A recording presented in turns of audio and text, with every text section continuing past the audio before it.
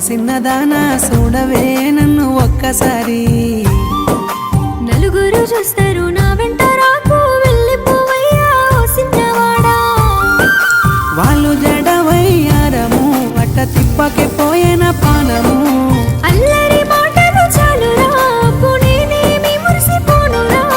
మాటలు చెప్పేవాణ్ణి కాదే మనసార నిన్నే కోరుకున్నానే